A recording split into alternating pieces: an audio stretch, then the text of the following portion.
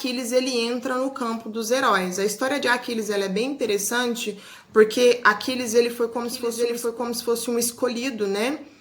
Fadado a ter grandes glórias, mas que morreria muito cedo. A mãe de Aquiles, com medo disso, ela banha Aquiles ainda bebê num rio. E esse rio, as águas dele são conhecidas como águas infernais, né? Que são águas místicas. Ela banha Aquiles nesse rio, só que ao banhar, quando ela segura num dos calcanhares para pôr Aquiles de cabeça para baixo, né? Mergulha na água, reza a lenda que a mão que ela segurou, né? O calcanhar de Aquiles, esse calcanhar ele não foi tocado pelas águas, e por isso que a gente tem o termo calcanhar de Aquiles, porque como se fosse a fraqueza humana, né? E vocês podem observar que até hoje, né, depois de séculos, né, dessa história, a gente tem uma fragilidade no calcanhar, né, naquele nervo do calcanhar. Se a gente recebe uma pancada ou um ferimento, parece que a gente vai morrer. Mas enfim, Aquiles ele cresce, né, se torna um excelente guerreiro. As pessoas que se opõem a Aquiles, elas não vão conseguir vitória, né? E aí, nessa batalha, né, em que ele vai contra Troia para resgatar Helena, aí do lado de Menelau, como eu disse, né, que é o rei espartano, a gente vai ter aí, como é que eu posso dizer? A gente vai ter Aquiles e Ulisses ele vai ser um grande estrategista de guerra.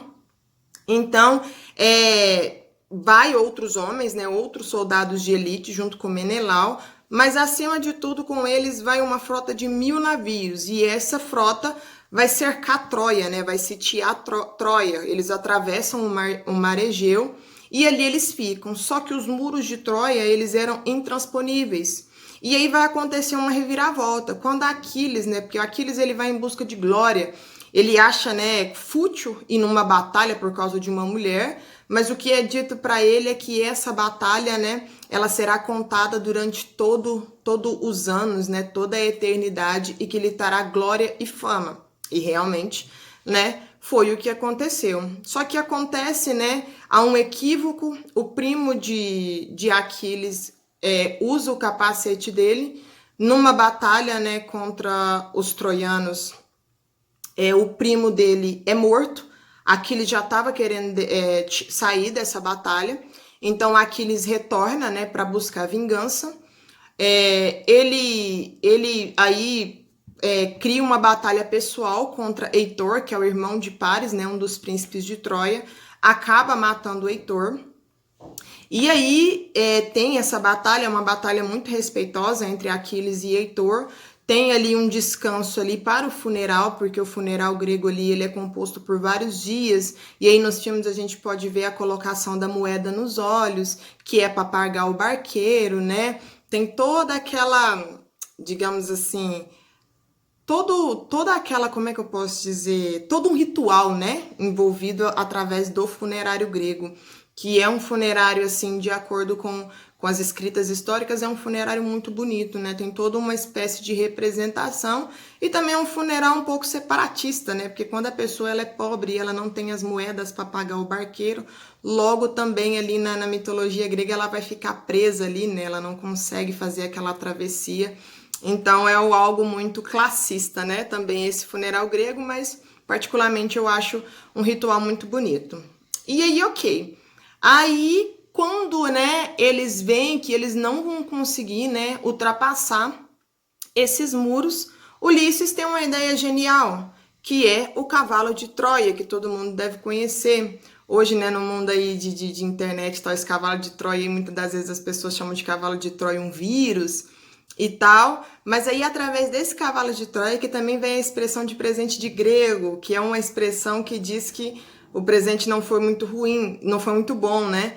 É como, né, como é que fala, nos amigos ocultos, amigos invisíveis, que eu odeio, que geralmente a gente dá um presente bacana e recebe um presente ruim. Então esse presente ruim a gente, né, tem como chamar de presente de grego, porque não é um presente muito bom. No caso, esse presente grego, que é esse cavalo de Troia, ele vai tá composto, né? Vai ser um cavalo gigante de madeira. Eu vou colocar a foto aqui para vocês da representação dele.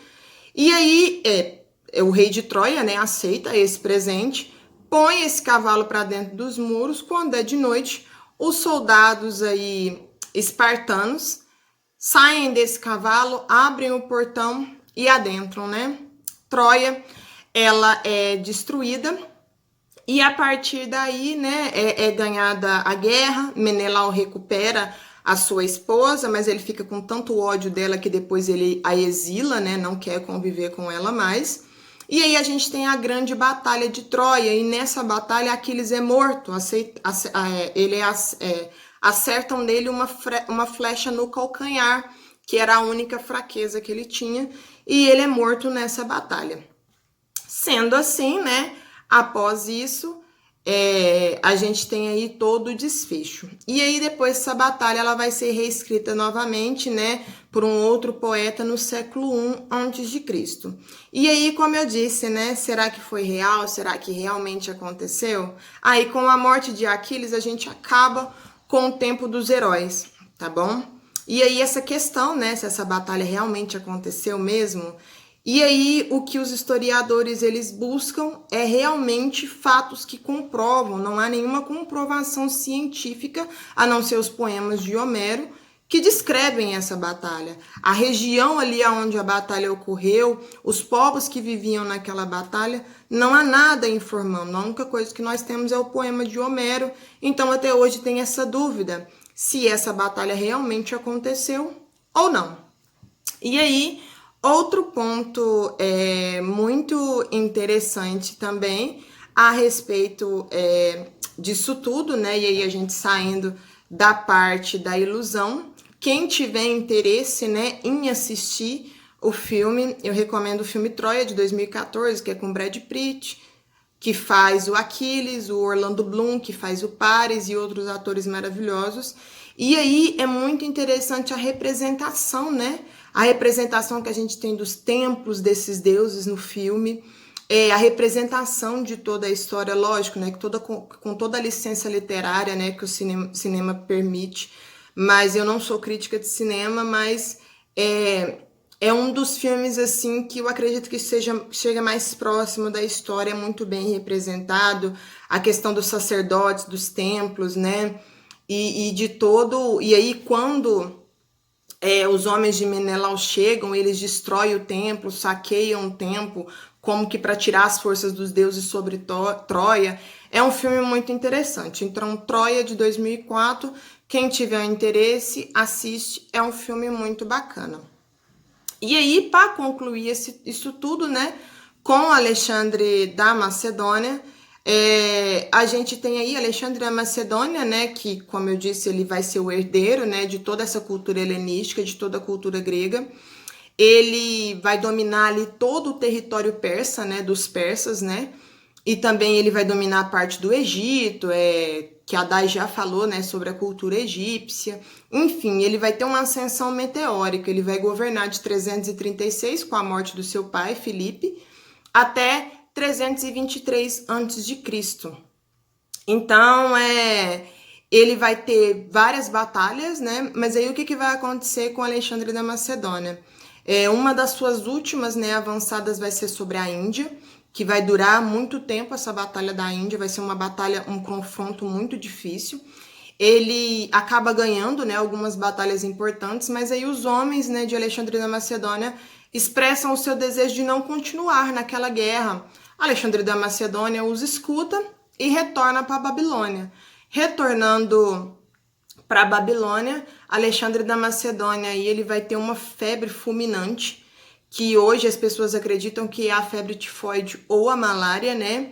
E ele vai acabar morrendo. Os historiadores, em algumas histórias, a gente vê falar que Alexandre da Macedônia foi envenenado, mas os historiadores acreditam que ele não foi envenenado. Ele morreu por essa febre violenta, então ele morre e aí acaba o império do Alexandre da Macedônia. E aí, só para concluir para vocês, né, tudo isso... Pessoal, como eu estava falando, então Alexandre da Macedônia ele vai ter o seu fim aí. E aí a cultura, né, grega, como eu já havia falado nos vídeos anteriores, ela vai ser absorvida, né, pela cultura romana, que vai comandar ali o território grego.